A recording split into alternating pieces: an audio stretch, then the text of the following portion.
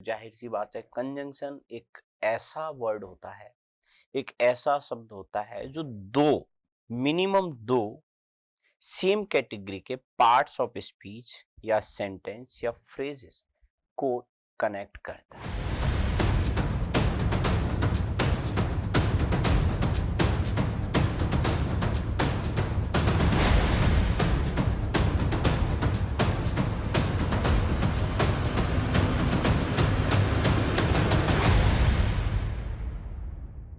Hello, how are you my dear students? कैसे हैं आप सब लोग? अब तक आपने कई सारे टॉपिक पढ़े और अगर उन टॉपिक में किसी भी तरह का आपको इश्यू लगे तो आप आराम से अपना प्रॉब्लम जो है पूछ सकते हो। ठीक है, अभी हमारा जो अगला टॉपिक है वो है कंजंक्शन। और कंजंक्शन टॉपिक को भी मैं आपके सामने उसी तरीके से, उसी पैटर्न से आपके सामने रखूंगा ताकि आपको ये सारी चीजें जो है आराम से समझ में आ जाए। अब ये कहने की जरूरत तो है नहीं कि कंजंक्शन क्या होता है। तो जाहिर सी बात है, कंजंक्शन एक ऐसा वर्ड होता है, एक ऐसा शब्द होता है जो मिनिमम दो सेम कैटेगरी के पार्ट्स ऑफ स्पीच या सेंटेंस या फ्रेजेस को कनेक्ट करता है, जोड़ने का काम करता है। कौन करता है? कंजंक्शन करता है। तो कंजंक्शन का काम है कनेक्ट करना।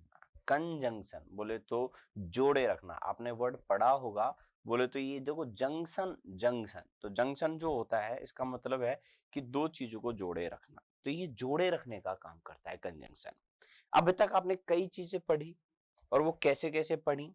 आपने नो सूनर भी पढ़ा, आपने हार्डली स्कार्सली भी पढ़ा, किसमें? एडवर्ब में। वो कहीं ना कहीं यहाँ भी आपके काम आएंगे कंजंक्शन के तौर पे। तो वो सारी चीजें तरीके से, सिस्टमाइज तरीके से मैं आपके सामने यहाँ रखूंगा। तो हम सबसे पहली शुरुआत करते हैं एक शानदार, बहुत ही अच्छे कॉन्सेप्ट से और बहुत ही अच्छी ट्रिक से। ठीक है, तो सबसे पहली ट्रिक हम यहाँ लेके चलेंगे क्योंकि सीधा ट्रिक से अपन को पढ़ना है ताकि हमारे एग्जाम में काम मतलब हमारा सीधा सीधा निकले। क्वेश्चंस हमारे निकलने चाहिए तरीके से, सिस्टम से। तो आपके सामने जो ट्रिक है वो ये वाली ट्रिक है, ENO।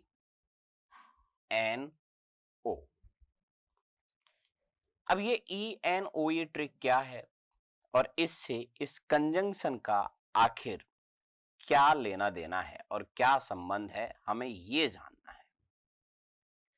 और इस इनो में आखिर कौन कौन से कॉन्सेप्ट हैं? तो देखो बच्चों, सबसे पहले तो आप इनकी फुल फॉर्म जान लीजिए, है ना। मैं एक एक की फुल फॉर्म आपको बता देता हूं।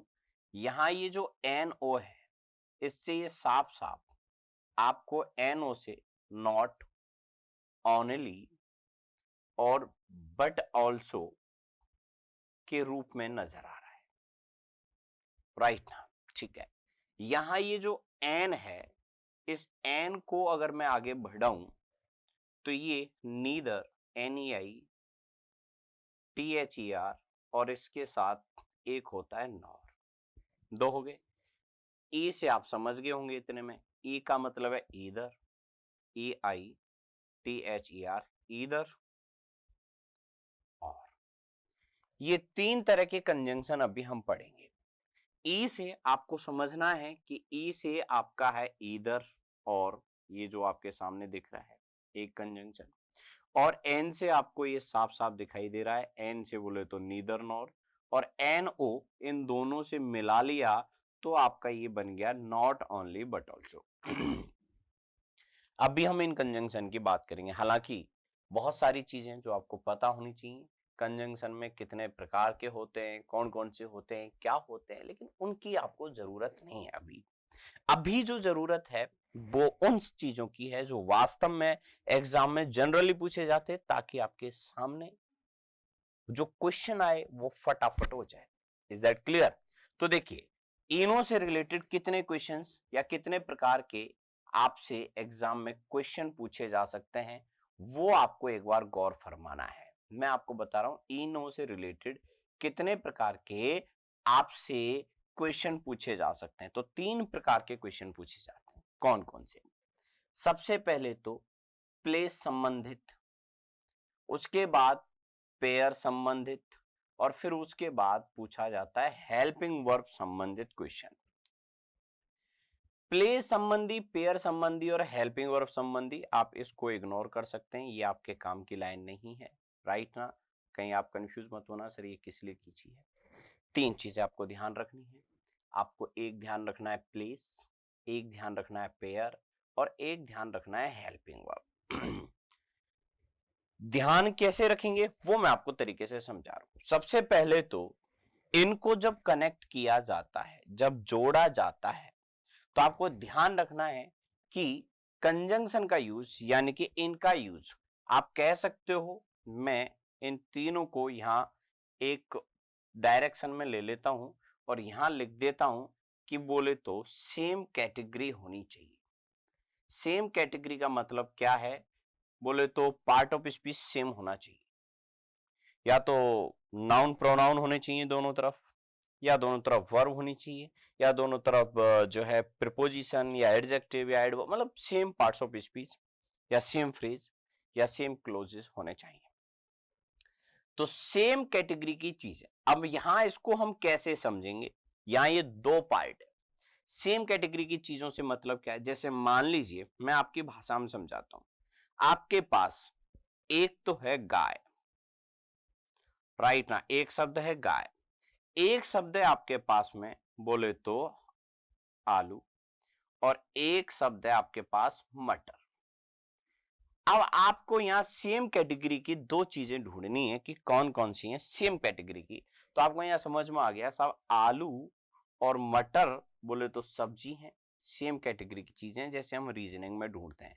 तो सबसे पहले तो आप ऐसे इसको सेंटेंस में देखें कि 2 सेम कैटेगरी की चीजें कौन कौन सी हैं।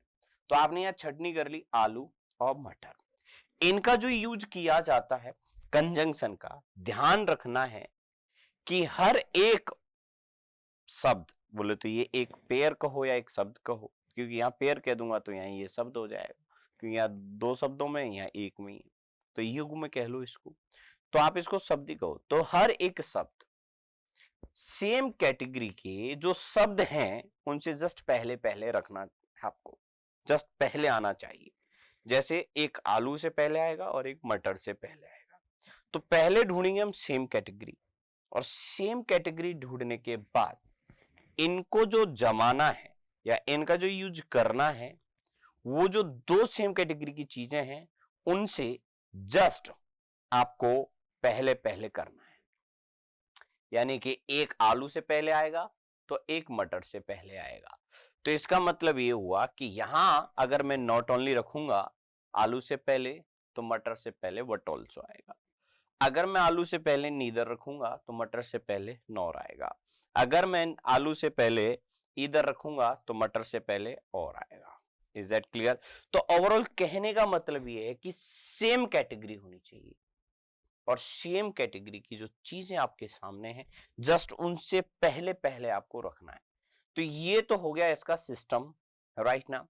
लेकिन एग्जाम में वो आपको जब बात करता है प्लेस की, तो बोले तो स्थान की, तो वो स्थान जो सही, ये अभी आपको मैंने बताया है कि ये सही स्थान है, वो इस स्थान को बोले तो इन शब्दों के रख रखाव को वो ओंगी पोंगी जगह पर रख देता है, मतलब उल्टी सुल्टी जगह पर रख देता है। वो आपको पकड़ना है। कैसे पकड़ोगे? पहले तो देखोगे सेम कैटेगरी की 2 चीजें आखिर दे कहां रखी हैं, और जैसे आपको पता चल जाए ये सेम कैटेगरी की चीजें, तो पहले ये देखो क्या उनसे जस्ट पहले पहले वो चीजें दे रखी हैं।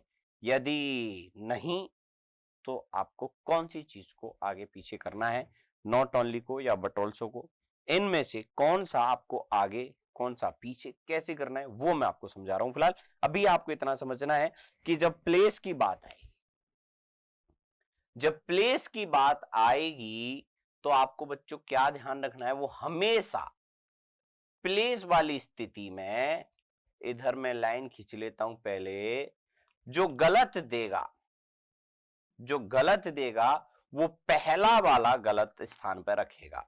बोले तो प्लेस में पहला वाला गलत स्थान पर रख के देगा, ये सबसे बड़ी विडंबना है। बोले तो ये दूसरा वाला तो सही जगह पे होगा, बस ये जो है इसको वो दूसरी जगह पर रखेगा। इसका मतलब आपके पास यहां है गाय, ठीक है, यहां है आपके पास आलू, ठीक है, यहाँ है आपके पास मटर, ठीक है। तो मटर से पहले तो उसने रख दिया दूसरा जोड़ा इनमें से, बट ऑल्सो नॉर या और लेकिन उसने आलू से पहले ना रख के उसने गाय से पहले रख दिया एक। तो आप ये जो आपको येलो कलर के जो गोले दिख रहे हैं, इन गोलों को आप यही समझें आप। तो एक तो गाय से पहले रखा और एक मटर से पहले। अब आपको ये चेक करना है क्या ये सही है। तो दूसरा वाला तो वो ज्यादातर 99% सही स्थान पर ही रखता है। ये कुछ अच्छी बातें हैं जो आपको पता होनी चाहिए।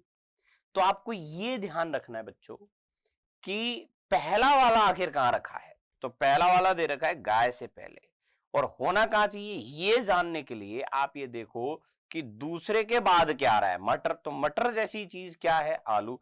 तो ये यहां आना चाहिए। यानी कि हमेशा सही जो देता है वो दूसरे वाले को सही स्थान पे देता है। यानी कि आप दूसरे वाले से नकल भी कर सकते हो कि दूसरे वाले के बाद क्या आया, दूसरे वाले के बाद कौन सा पार्ट्स ऑफ स्पीच आया, वही पार्ट्स ऑफ स्पीच पहले वाले के बाद आना चाहिए। ठीक है, मतलब प्लेस की अगर हम बात करें, स्थान की अगर हम बात करें, तो पहला वाला ही ओंगी पोंगी जगह पे रख के देगा। जैसे नॉट ओनली को इधर उधर पटक के दे दिया आपको, कहीं कहीं भी पटक देगा वो, लेकिन बट ऑल्सो सही स्थान पे होगा। नीदर को कहीं भी पटक देगा लेकिन नॉर सही स्थान पे होगा। ईदर को कहीं भी पटक देगा बट और सही स्थान पे होगा।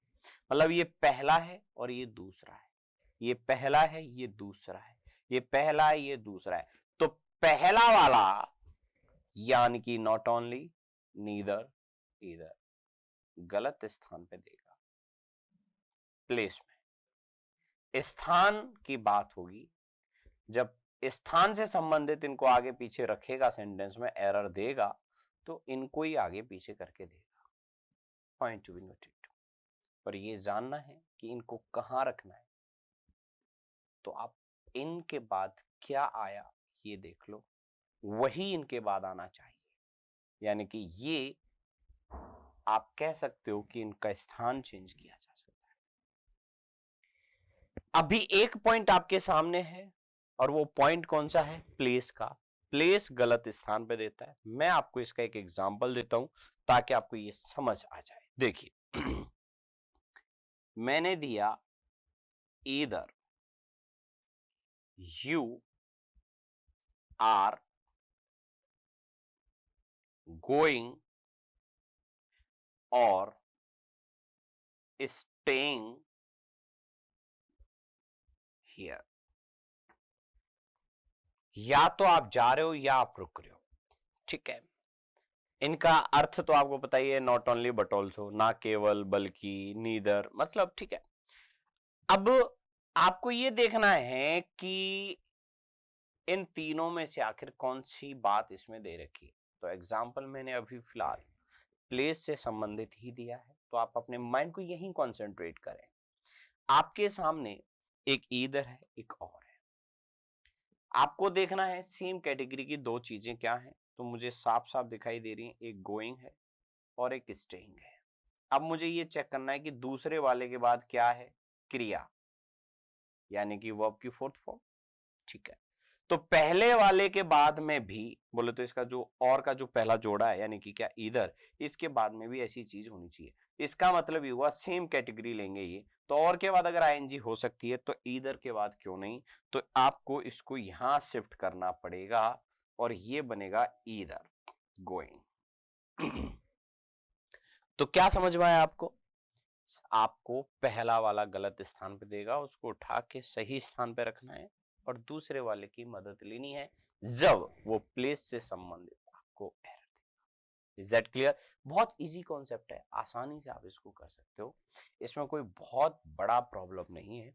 अभी आप इस ट्रिक को समझ रहे हो, फिर बेसिक जब हम पढ़ेंगे तो इन सब का अर्थ भी जान लेंगे, यूज भी जान लेंगे छोटे मोटे, कि कब नॉट ओनली का कैसे होता है, नीदर का यूज कैसे होता है, मतलब वो सब अपन कर लेंगे। फिलहाल आपको इतना ध्यान देना है कि इनो एक ट्रिक है जिसको हमें आप पढ़ना है। Is that clear.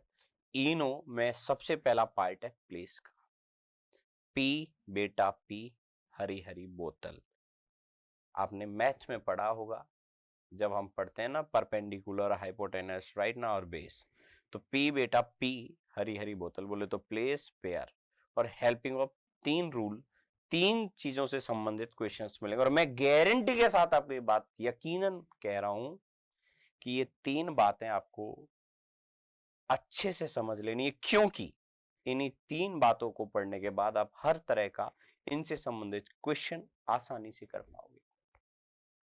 प्रत्यक्ष को प्रमाण की जरूरत नहीं है, मैं ये समझा रहा हूं।